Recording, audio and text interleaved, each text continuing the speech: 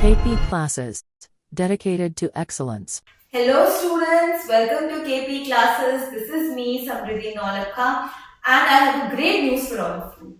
So, we are going to start a brand new course in which we are going to study entire syllabus of geography, both perspective से and CUET perspective से. जी हाँ, तो हम इस course को मात्र 25 दिन में खत्म करेंगे एंड पूरा का पूरा entire syllabus of geography both CUET के पर्सपेक्टिव से, दोनों ही पर्सपेक्टिव से हम कंप्लीट करने वाले हैं. So let's get started.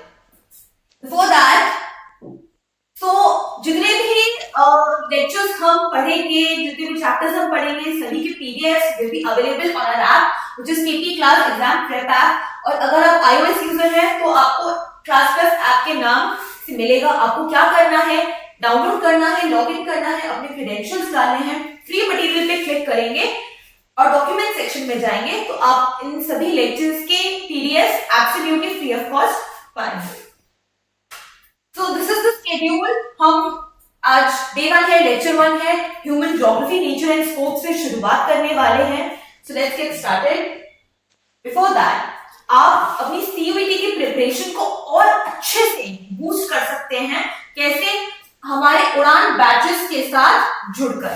तो इन उड़ान बैचेस में क्या डिफरेंशिएशन मिलेगा, ये आपको इन डेप्थ स्टडी, सारे ही डोमेन्स में in depth study, deep analysis, personal mentoring, सारी ही चीजें अवेलेबल होंगी.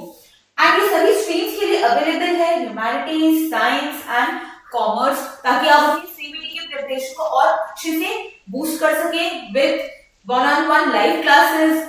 और अगर कोई क्लास मिस हो गई है तो बैकअप क्लासेस भी मिलेंगे, regular mock test, personalised mentoring and performance tracking as well as feedback. और अगर आप सिर्फ जीके की तैयारी करना चाहते हैं, that too is available with our Sarathi batch in just 2,999. So देर किस बात की, अभी के अभी आप इन कोर्सेज को परचेज कर सकते हैं. साथ ही साथ ये बुक्स हैं जो आपको इन उड़ान बैचेस के साथ मिलेंगी, हार्ड कॉपीज और soft copies. And these books contain more than 1200 MCQs. सो आपको क्या करना है, आपको इस कोर्स को परचेज करना है ताकि आप उड़ान बैचेस के थ्रू अपनी CUET की प्रिपरेशन को और अच्छे से ब्रश अप कर सकें और बूस्ट कर सकें. So let's get started. So first chapter, day 1, lecture 1, human geography, nature and sport. जब हम ह्यूमन ज्योग्राफी की बात करते हैं, ह्यूमन ज्योग्राफी है क्या? एक ऐसा इंटरैक्शन, एक रिलेशनशिप किसके अंदर हमारे सराउंडिंग्स, जो हमारा फिजिकल एनवायरनमेंट है, और socio cultural environment. Ma'am, socio cultural environment क्या होता है? जो हम ह्यूमन बींग्स आपस में एक दूसरे से इंटरैक्ट करके बनाते हैं, like society, neighbourhood etcetera.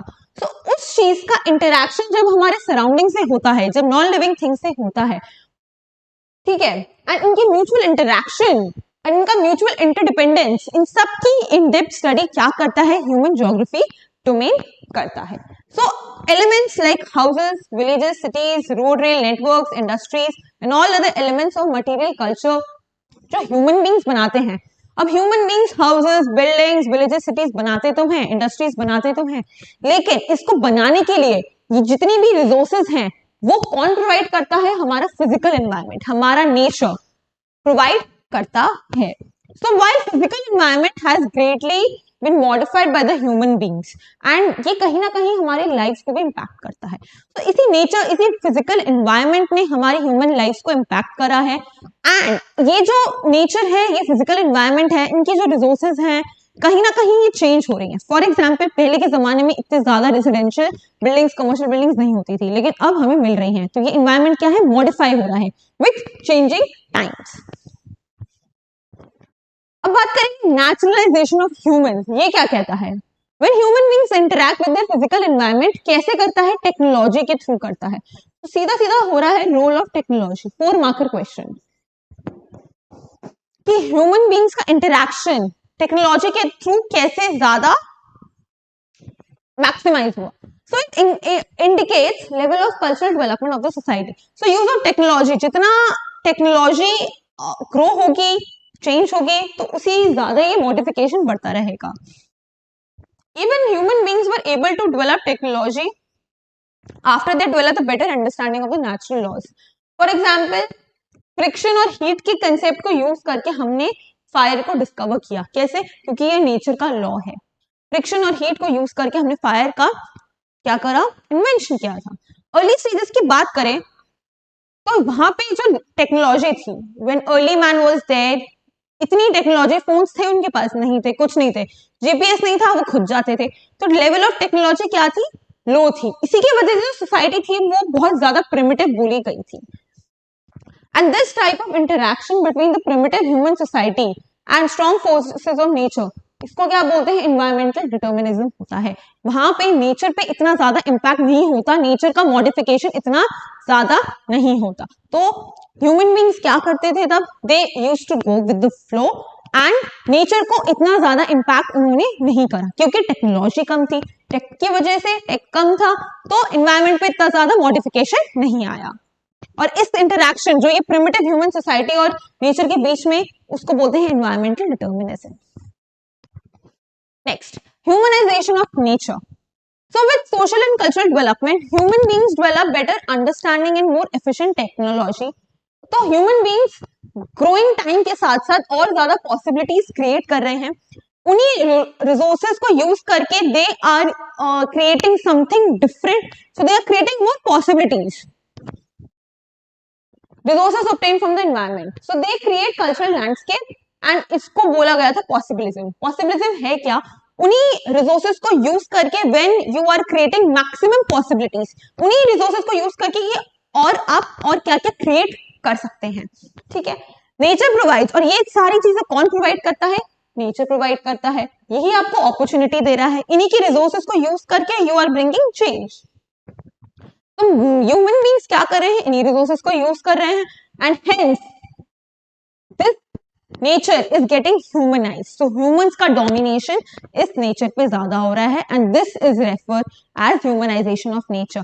When human beings create more possibilities using the limited resources, that's why it is known as humanization of nature.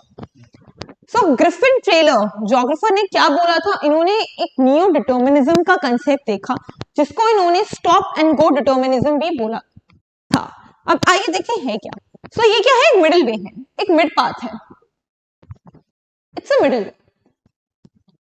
तो ये कंसेप्ट क्या बोलता है कि there is neither a situation of absolute necessity, मतलब environmental determinism, nor there is a condition of absolute freedom, possibilism. तो ये क्या है? Human beings can conquer nature by obeying it. So human beings have to have adopt a balanced approach. Middle path उनको adopt करना पड़ेगा। अब बिना nature को यूज करे भी नहीं रह सकते, आप उसका एक्सट्रीम यूटिलाइजेशन भी नहीं कर सकते, ओवर यूटिलाइजेशन भी नहीं कर सकते। You have to have adopt a middle path. इस मिडिल वे, इस बैलेंस अप्रोच को क्या बोलते हैं? नेओ डिटर्मिनिज्म बोलते हैं। किसने दिया था? ग्रिफिन टेलर ने दिया था। स्ट्रेट अवे योर MCQ में पूछा जा सकता है, सिंपल। और 2 मार्क का definition. Geography through the corridors of time. अब इवोल्यूशन की बात करेंगे, कैसे इवॉल्व हुआ। It is concerned with adaptation, adjustments and modification of environment. हम कहीं भी न्यू जगह पे जाते हैं for work, for studies or for any other purpose. What we do? We adapt. सबसे पहले acceptance, we do accept that. Then we start adjusting with that place and खुद को क्या कर रहे हैं? Modify कर रहे हैं, change कर रहे हैं according to that environment. Similarly, human geography इसी process से concern होता है. And it started with the appearance of human beings over the surface of the earth in the different ecological niches. So human beings की बात करें, human beings आए on the surface of the earth, and what they do? They did adapt themselves, adjust themselves and modify. Growing times के साथ साथ हमें modify होना पड़ता है. This is the law of the nature. So earlier there was little interaction. उस time पे there was little interaction and the knowledge, even the knowledge about each other was limited. Human beings को environment के बारे में इतनी interaction भी नहीं थी और नॉलेज भी बहुत लिमिटेड थी। और ये स्टार्ट कब हुआ? ये ह्यूमन ज्योग्राफी एंड ये ह्यूमनाइजेशन, इंडस्ट्रियलाइजेशन कब स्टार्ट हुआ? लेट 15th सेंचुरी में स्टार्ट हुआ था। कहाँ पे? यूरोप में फर्स्ट टाइम स्टार्ट हुआ with the exploration about the countries and the people started to open up as well. When industrialisation started, जब हमें पता चला कि इन रिसोर्सेज को we can use to the maximum possible amount, hence this exploration started. Now we will talk about the fields and the subfields of human geography. So human geography interdisciplinary approach है. It develops close interface with the other sister disciplines in the social science. Let's see fields of the human geography, उसके subfields and इसका interface क्या है social sciences के domain से, क्या ये relate करता है. First आ जाता है social geography.